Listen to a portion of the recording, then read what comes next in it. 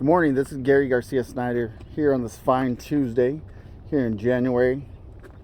Here at the border between Arizona state land and the Cocopah tribal area.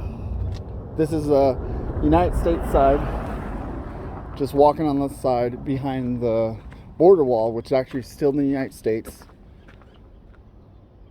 Right there is Colorado River. You'll see the airbrush is what's dividing the United States and Mexico. This is just a walk right behind the border wall. As you can see, there's a lot of clothing, a lot of recyclables, a lot of non-perishables, a lot of trash. It's not something that's been here for a day, 2 days, 3 days.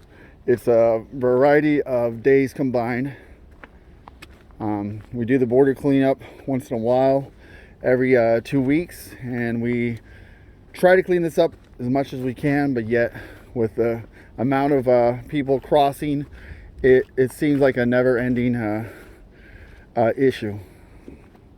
As you can notice, there's diapers, there's tuna. I mean, this is a lot of stuff that a lot of the nonprofits bring the food from California and they drop it off, but they don't realize that they're not throwing it in the trash.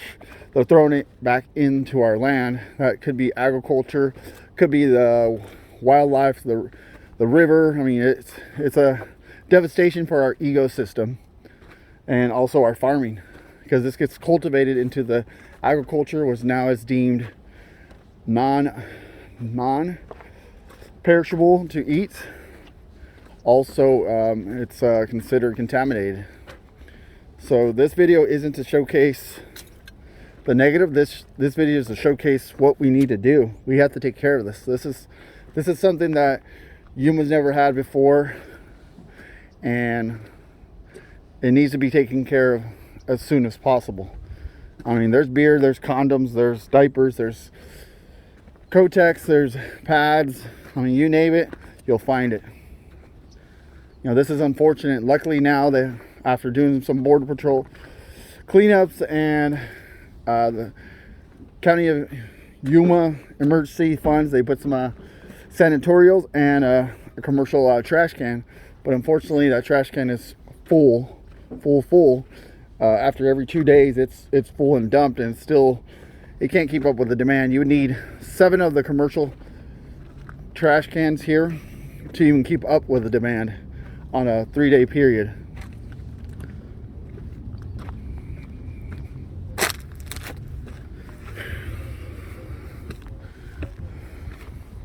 So we're arriving, if you see on the other side of the wall, which is still the United States, but that's the side that everyone's waiting at. We'll briefly turn around in a sec, and we'll show you the property between Arizona and the tribal lands here in the Cocopah, where everyone is crossing through because they do not have a fence. They do not believe in it, which we understand their thoughts. We understand it's a sovereign nation, but it makes no sense to ask for border security when they in turn let people come through the tribal lands that we're seeing here currently. Look at Ari's doing illegal stuff right now. He doesn't have a passport.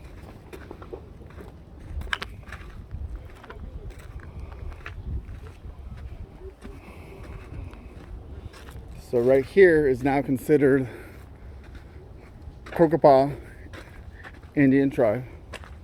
If you see the sign, entering the Cocopah Indian Reservation, all applicable codes will be enforced. No trespassing, Indian reservation land, no dumping. Violators will be prosecuted. Maximum penalty of 90 days in jail and $200 fine for Cocopah law and stuff.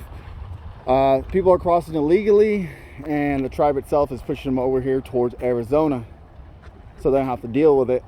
But also all the dumping and trash and all that that's over there, they're not fining them. They're not putting them in jail for 90 days or fining them $200.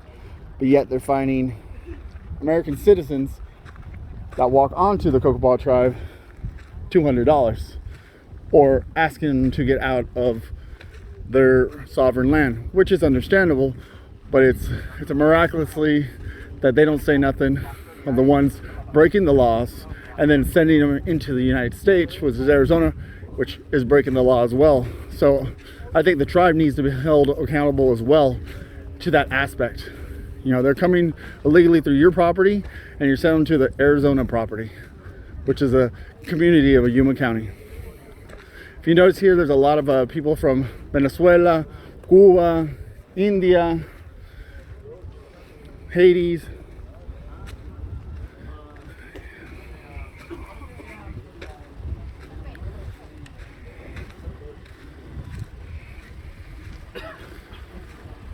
This is a ongoing, all day long, 24/7, going on for 9 to 11 months.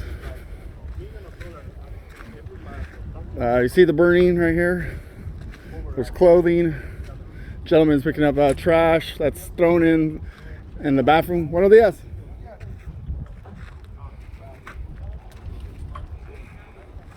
So these are the aids that nonprofits bring over, and they don't realize that they consume it and they throw it on the ground or throw it behind the wall. A lot of this gets into agriculture land, which is literally right behind us right here. Right behind us right here. And majority of that crops feed 70% of East Coast between this lettuce. So this is the trash can I was telling you about that would need 7 commercial trash cans to keep up with the demand every 2-3 days.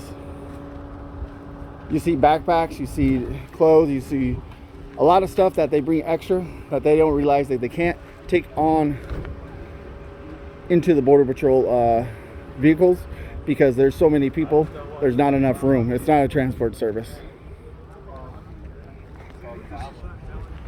Buenos días, ¿de dónde eres? Venezuela. Que cambiar los zapatos, ¿verdad? Sí. ¿Puedo ver? Es del lodo. Ajá. Del río. Sí.